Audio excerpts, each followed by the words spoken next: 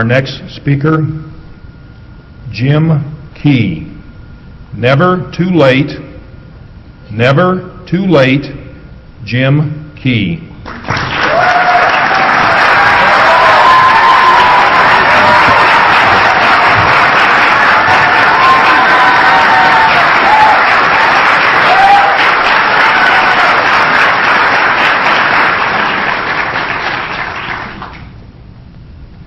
The movie theater was quiet. The aroma of overpriced popcorn permeated the air. You settled in for the perfect family outing, and then it happened. The film that you were watching took a sudden emotional turn. You try to resist it, but you can't help it. And before you know it, your eyes begin to sweat. You may not care that people see you crying in public, but the last time this happened to me, I was thankful the theater was dark. Until my lovely young daughter, who doesn't know it's okay to whisper, pierced the darkness with, "Are you crying?"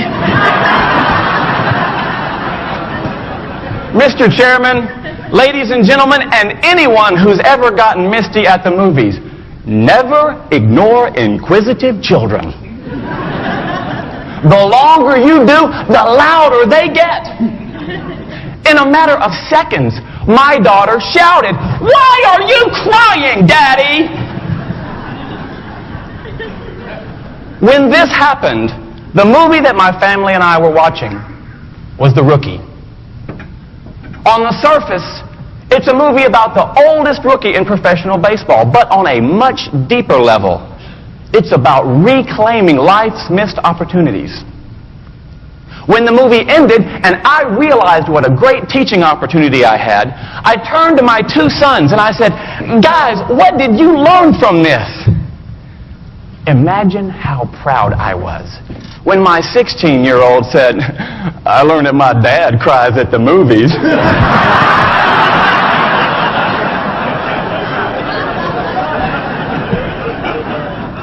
My 12-year-old took the question and his well-being a bit more seriously. He said, "I learned that it's never too late to follow your dreams." It's never too late to follow your dreams. Why does it sometimes take a child to remind us of that? It's because children are uninhibited dreamers. In fact, last year I was speaking to an elementary school assembly, and I asked the question, if you could have any job in the world, what would it be? And one little guy said, "Oh, to be the guy that rides on the back of the garbage truck." Who knew? His passion was proof that he knew something many adults have forgotten. Dreaming is fun. It's natural. And it's necessary. Every notable accomplishment in human history began as a dream. Do you remember how you dreamed as a child? Back when we had this wonderful sense of innocence, we could gaze into the future and imagine all sorts of possibilities. Then we turn our focus to adulthood. And many of us find that by the time we actually get here, we hit a wall. And we stop dreaming because we can't see past next week. Why? What happened? Somewhere along the way, we learned a painful truth. We learned that failing to achieve our dreams hurts. We encounter critics who ridicule and crush our dreams, and it hurts. And we hear an inner voice that says, "Please, no more. I can't take being hurt again." We convince ourselves that it's better to just give up those things and do what we're supposed to do instead of longing for what we were meant to do. Ladies and gentlemen, we were meant to dream.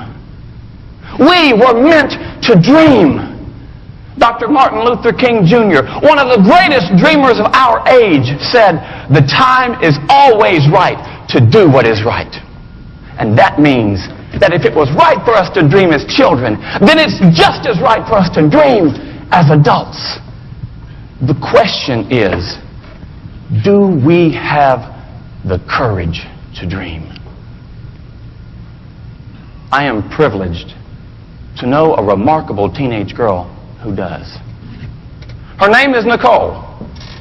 And you should know that Nicole is hearing impaired, she is vision impaired, and 3 years ago she survived a stroke.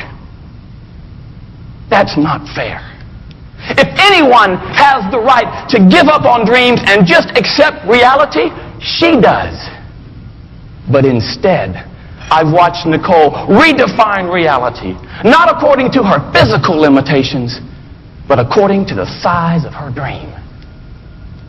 As part of that, 2 years ago, I watched her stand on a huge stage in front of almost 3,000 people and perform the sweetest song I've never heard. She sang it through sign language, and I didn't just see it. Deep inside, I felt it. Instead of hiding behind justifiable excuses, there she stood, teaching me it's never too late to follow your dreams.